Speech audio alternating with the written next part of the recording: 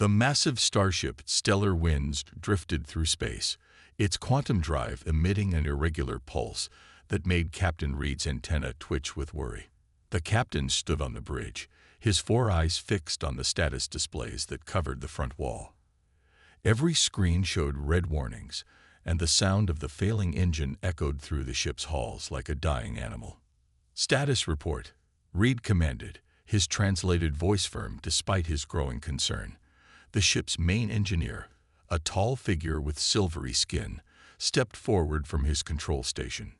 "Captain, the quantum drive's inner matrix is failing. We've tried all standard repair protocols, but nothing works. At this rate, we have maybe 2 days before complete failure."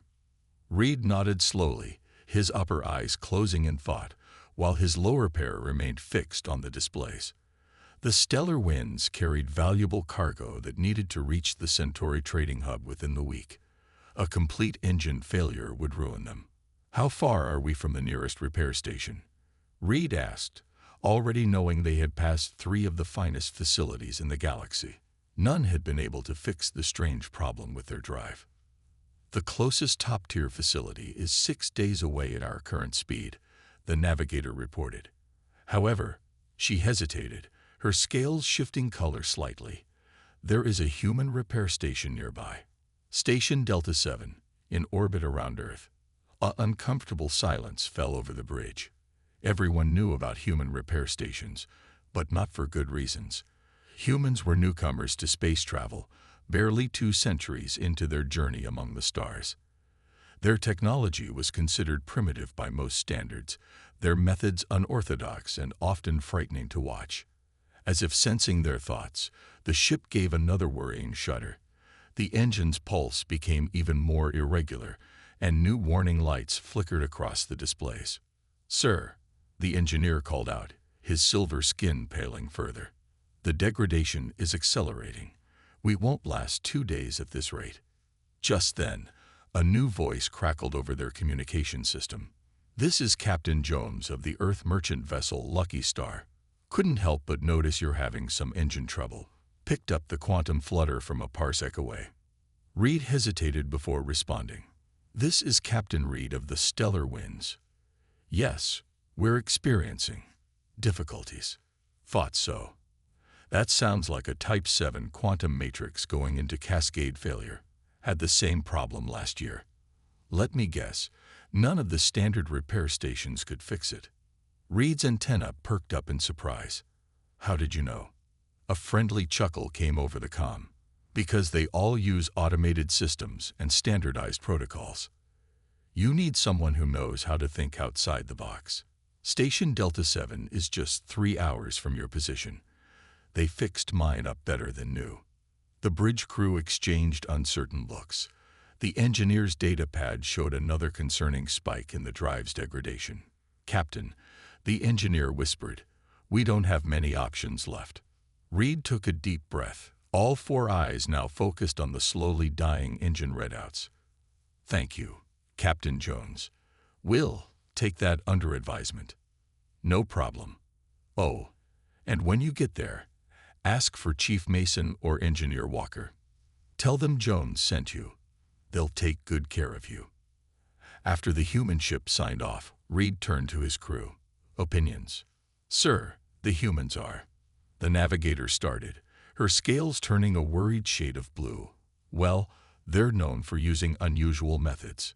They're also known for fixing things no one else can," the engineer added quietly, looking at his readings. "And right now, sir, we're running out of both time and options."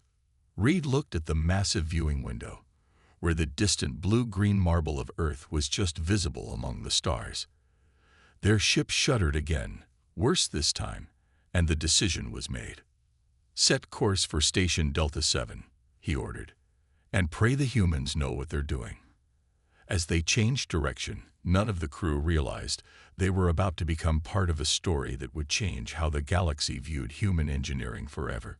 Sometimes, as they would learn, the most primitive solution could solve the most advanced problem. Station Delta 7 came into view, and the bridge crew of the Stellar Winds fell silent.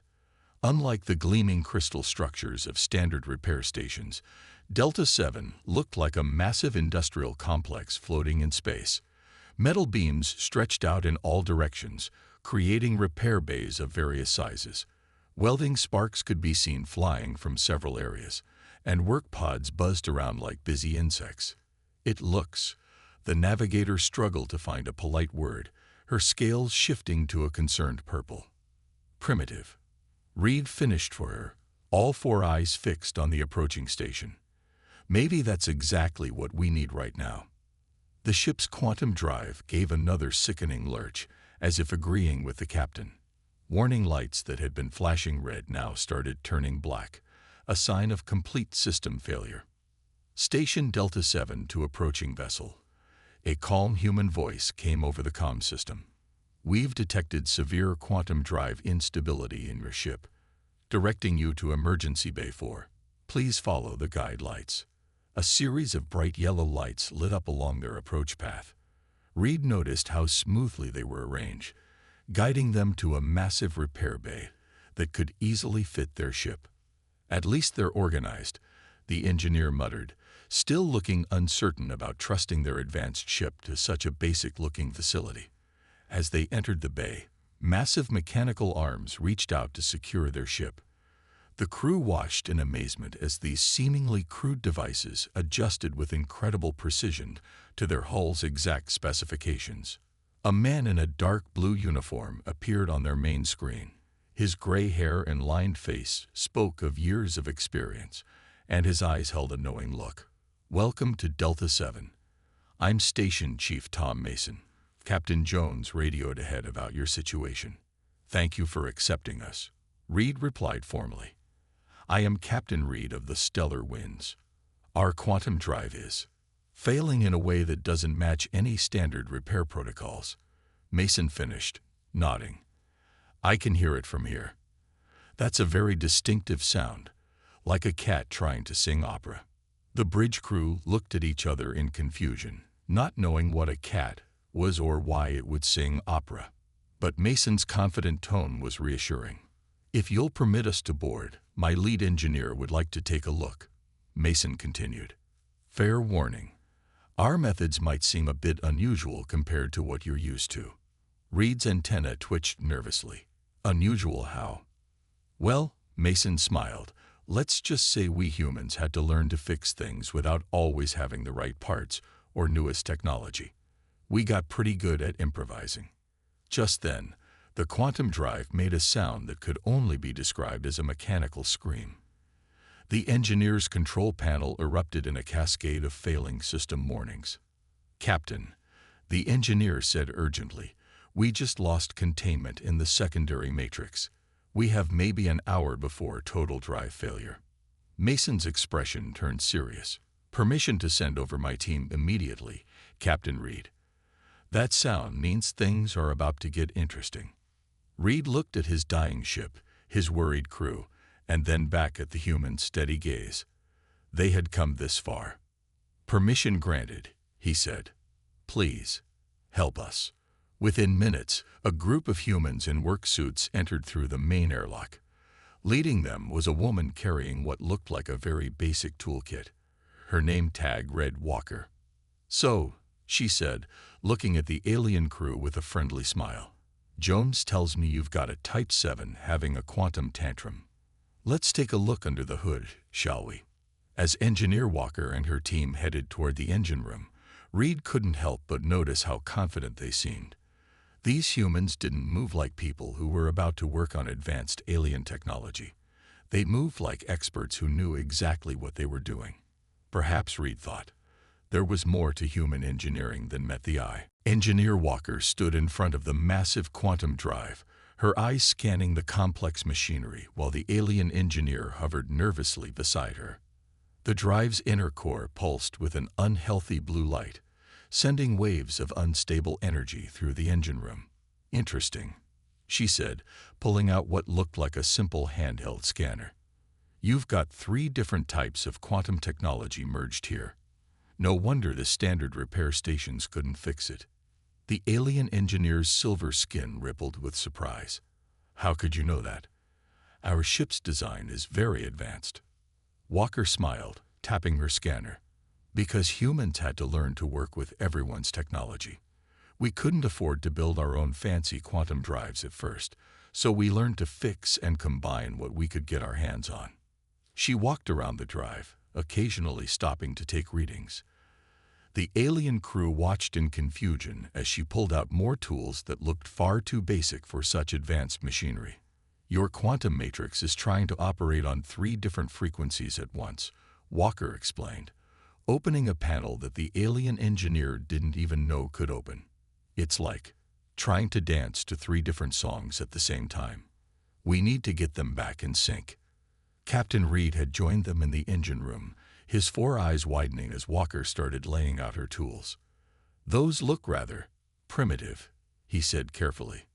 Sometimes the simple tools work best, Walker replied, pulling out what looked like a regular wrench. The fancy automated systems can't always feel what's wrong. You need the human touch. The alien crew watched in horror as Walker began working on their precious quantum drive with tools that looked like they belonged in a museum. She bypassed several safety systems, rerouted power in ways that made the alien engineer's skin turn almost white with worry, and at one point started humming while adjusting what appeared to be the quantum core itself. "You can't do that," the alien engineer finally burst out. "The quantum harmonics are too delicate for manual adjustment." Walker didn't stop working. "Watch me," she said cheerfully. "See, your problem isn't just technical. It's musical. These quantum drives, they sing to each other. Right now, yours is singing off-key." As if to prove her point, she made another adjustment, and the drive's angry howl changed to a softer hum. The warning lights on the nearby panels began turning from red to yellow. "That's impossible," the alien engineer whispered. "The quantum field should have collapsed." "Only if you follow the rules," Walker said, now deep in the drive's core. "Sometimes you have to break them a little. Hand me that sonic calibrator, would you, Jim?" One of her human assistants passed her a tool that looked like it had been assembled from spare parts. The alien crew held their breath as she inserted it into the heart of their drive. "Now," Walker said, "everyone might want to step back a bit. This next part can get a little bright." There was a flash of blue light, a high-pitched whine, and then silence. The drive's angry pulse smoothed out into a steady, healthy glow. The warning lights across all panels turned green. Walker emerged from the drive housing, wiping her hands on a cloth. "There you go. All 3 quantum fields are now synced and stable. Should run better than new."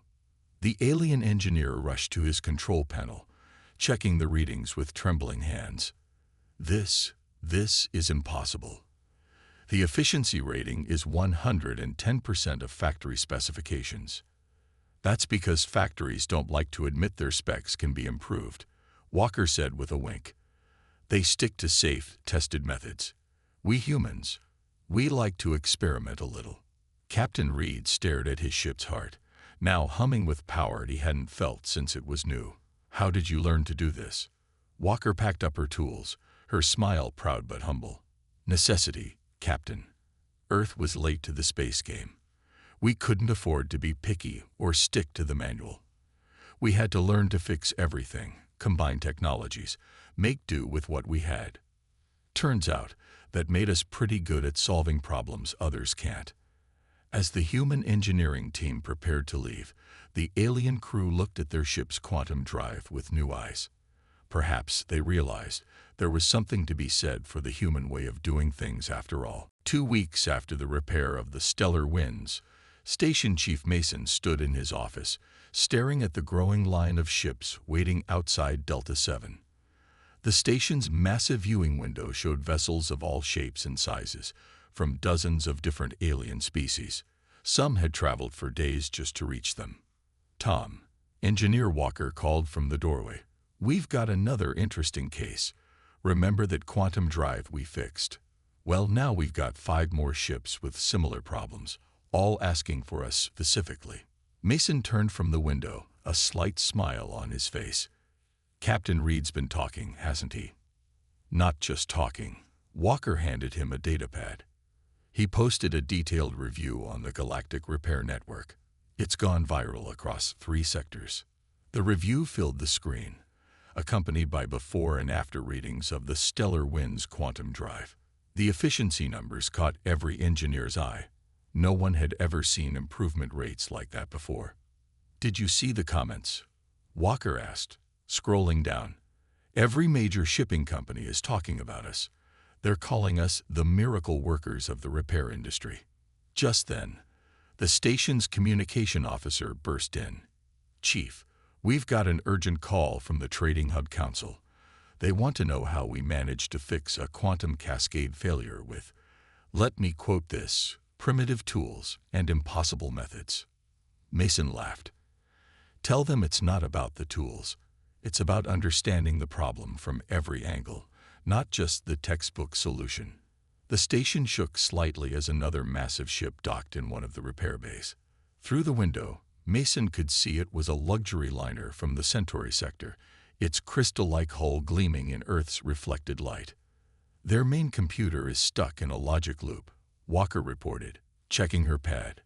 3 automated repair stations couldn't fix it. "The captain heard about us from a friend of Captain Reed." Speaking of Reed, Mason said, "What's the status on those design improvements you suggested to him?" Walker grinned. "He implemented all of them. His ship's now running at 115% efficiency. The company that built his quantum drive actually contacted us yesterday. They want to know how we managed that." The communication officer's pad beeped again. "Sir, we've got ships backed up halfway to Mars. Should we start a waiting list?" Mason looked at the growing fleet outside his window. Each ship carried stories of failed repairs from standard stations, of problems that automated systems couldn't solve, and each one had heard about the humans who could fix anything. "Set up a priority system," he ordered. "Emergency repairs first, then by order of arrival. And call Earth Control. We're going to need permission to expand the station." "Already done," Walker said. "I've drawn up plans to double our repair capacity. Also, I've got 15 alien engineers asking if they can study our methods." Mason raised an eyebrow. "Study our methods? You mean they want to learn how to fix things the human way?" "Exactly. They're fascinated by how we combine different technologies, how we can feel problems instead of just reading diagnostics." One of them called it repair artistry. Another ship appeared from hyperspace, its hull showing signs of severe stress. The station's scanners immediately picked up multiple system failures, exactly the kind of impossible problem that humans specialized in solving. "You know what this means, don't you?"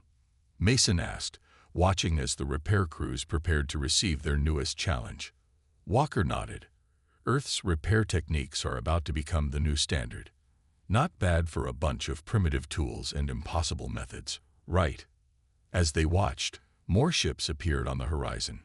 Word had spread across the galaxy. If you had a problem no one else could fix, if standard procedures had failed, if automated systems were stumped, you went to the humans.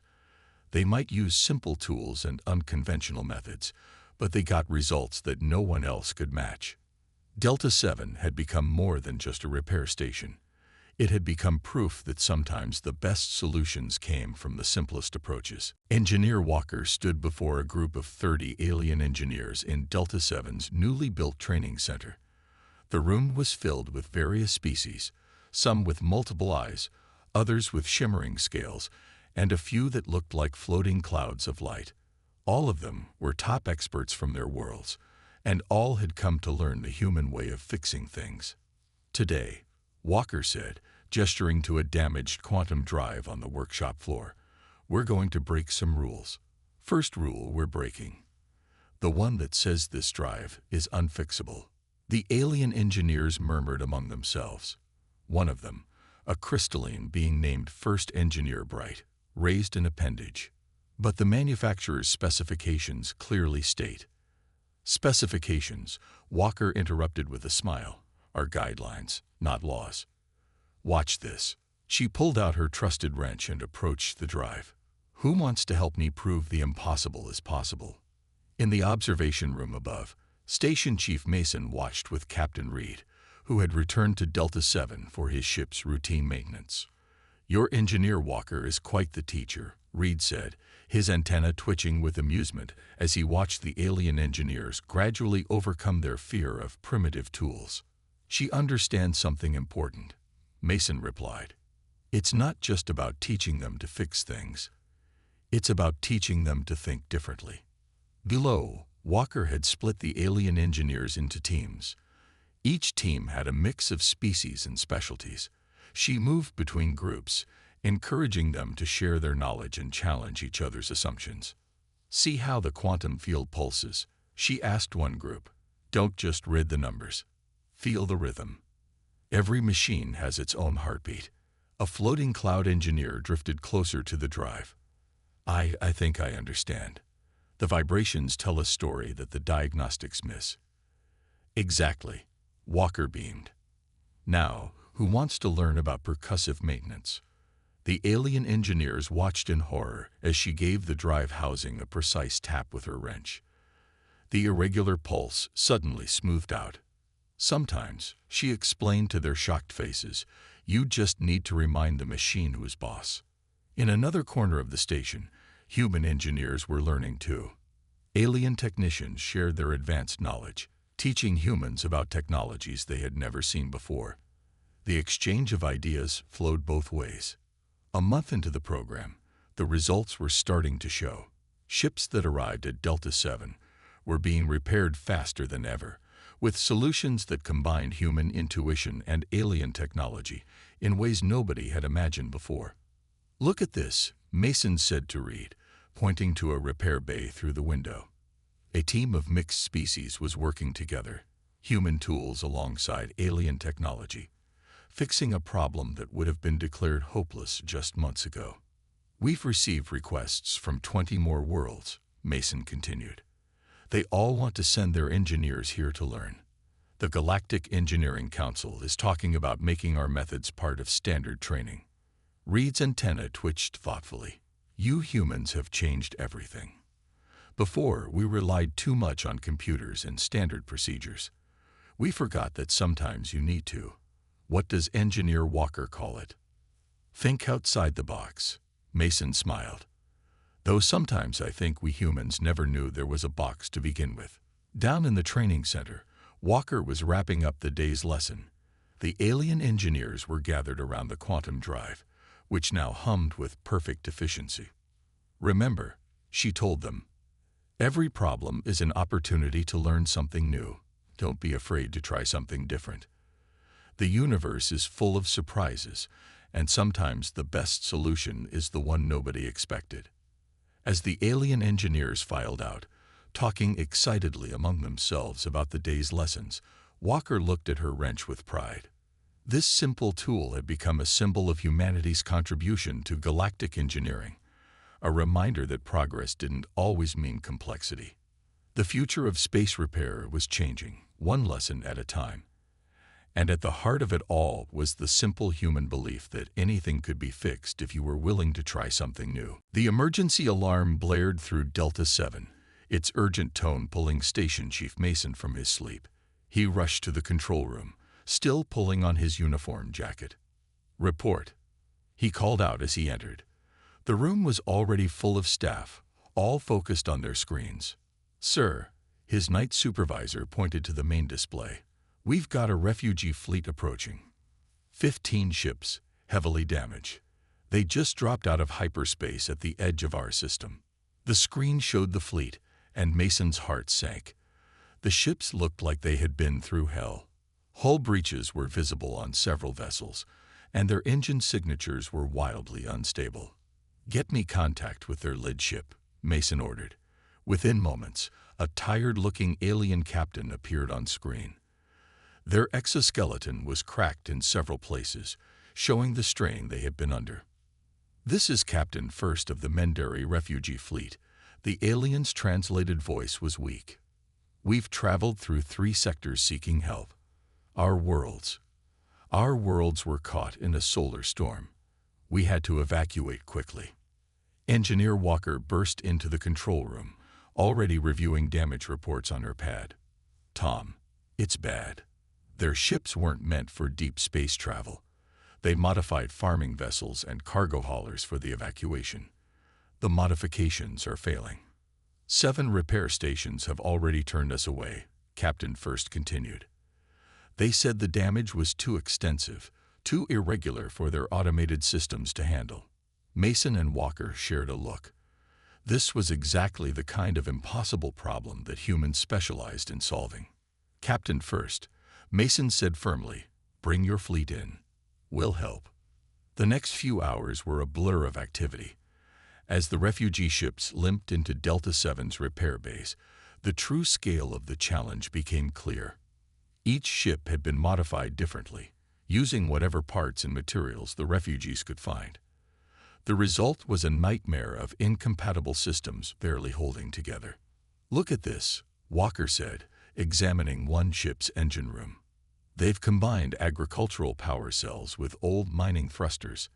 It shouldn't work at all, but they made it work." Mason nodded. "Reminds me of Earth's early space days, making do with whatever we had." The station's communication officer ran up to them. "Sir, the Galactic Engineering Council is calling. They're saying we should evacuate the refugees to nearby stations and scrap these ships. They say attempting repairs would be too dangerous." Walker's face hardened. "Like hell, we will. These people modified these ships to save their families. We're going to help them make it work." Mason smiled. This was why he loved working with humans. "Tell the Council that Delta 7 is accepting full responsibility for these repairs. Then get me every engineer we've got, human and alien." Within hours, Delta 7 transformed into a hive of activity. Teams of human and alien engineers worked side by side, applying both advanced technology and simple human ingenuity to save the refugee fleet. Walker led the effort, moving from ship to ship. She showed her teams how to adapt their repairs to each vessel's unique modifications. "Stop trying to make it perfect," she told them. "Focus on making it work." They used parts from a dozen different species ships. They rewired systems in ways that would have given standard engineers nightmares. They even created new repair techniques on the spot, combining human creativity with alien technology. After 3 days of non-stop work, Captain First stood with Mason and Walker, watching as the last ship's engines came back online. The other stations said it was impossible. First said softly, "They said these ships were too damaged, too irregular to repair." "Impossible is just another word for hasn't been done yet," Walker replied, twirling her trusty wrench. "Besides, irregular solutions are our specialty." As the refugee fleet prepared to depart, now with stable engines and reinforced hulls, news of Delta 7's achievements spread across the galaxy. They had done more than just repair ships. They had shown that the human approach to problem-solving could save lives. 1 year after the refugee fleet crisis, Station Delta 7 had grown beyond recognition. The once simple repair station now sprawled across Earth's orbit like a small city in space. Ships from every corner of the galaxy waited patiently in neat lines for their turn at the famous human repair base. Engineer Walker stood in her new office, looking out at the constant stream of vessels coming and going. The wall behind her desk was covered in certificates and awards, including the prestigious Galactic Engineering Innovation Medal, the first ever awarded to a human. A familiar sound caught her attention. Looking down at the main repair bay, she saw the Stellar Winds docking for its routine maintenance. Captain Reed's ship, the one that had started it all, still came back to Delta 7 regularly. "Some things don't change," Station Chief Mason said, joining her at the window. "Reed still insists that only humans work on his quantum drive." Walker smiled. "Can you blame him? That ship's running at 125% efficiency now. Even the manufacturer's engineers come here to study it."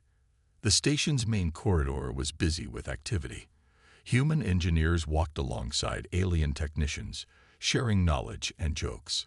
In the training centers, classes were full of species from across the galaxy, all learning the human approach to problem solving. Remember when they called our methods primitive? Mason asked, watching a young human engineer teach a group of alien students how to diagnose problems by sound and touch. Now they call it innovative and groundbreaking. Walker laughed. Though I still catch some of them flinching when we bring out the big wrenches. The station's communication officer hurried up to them, excitement clear on her face. Sir, ma'am, you need to see this. The Galactic Engineering Council just released their new guidelines. She handed them a datapad. The document's title made them both smile. Official Integration of Human Repair Methodologies into Standard Procedures. Well, would you look at that? Mason said, scrolling through the document. They're making our primitive methods part of official repair protocols across the galaxy. Just then, Captain Reed entered the office. His antenna twitched with amusement as he saw them reading the new guidelines. I see you've heard the news, he said. The council finally admitted what some of us have known for a while. Humans understand machines in a way the rest of us never did. Walker set down her wrench on her desk, the same one she'd used to fix Reed's ship that first time. We just see things differently. Where others see rules and specifications, we see possibilities. Through the window, they watched as a massive alien cruise ship was guided into a repair bay. Its captain had specifically requested human engineers, even though 3 automated repair stations were closer. You know what the best part is? Mason said, looking at the diverse crowd of engineers below. We're not just fixing ships anymore. We're teaching the galaxy to think differently. Reed nodded. In my sector, they don't call this a repair station anymore. They call it a school of innovation. Every major shipping company wants their engineers trained here. The station shook slightly as another ship docked. Through the window, they could see it was one of the refugee ships from the previous year, now serving as a passenger liner. Its captain had insisted on returning to Delta 7 for maintenance, trusting only the humans who had saved them before. We've come a long way from being the newcomers to space travel, Walker said, picking up her wrench again. Who would have thought that our primitive methods would change how the galaxy fixes things? Mason smiled as he watched more ships appear on the horizon. It's like you always say. The best solutions are often the simplest ones. As the sun rose over Earth, casting its light across the bustling repair station, it illuminated more than just ships and repairs.